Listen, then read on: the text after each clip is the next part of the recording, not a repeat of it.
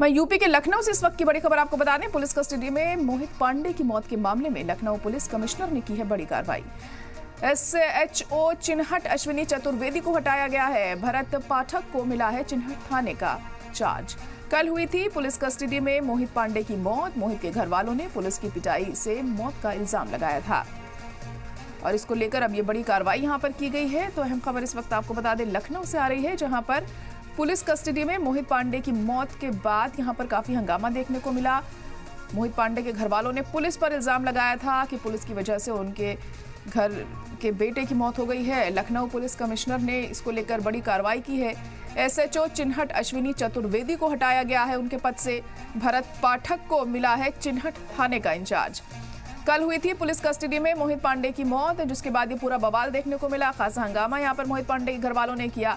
मोहित के घर वालों ने पुलिस की पिटाई से मौत का इल्जाम लगाया था, जिसके बाद अब ये बड़ी कार्रवाई सामने आई है।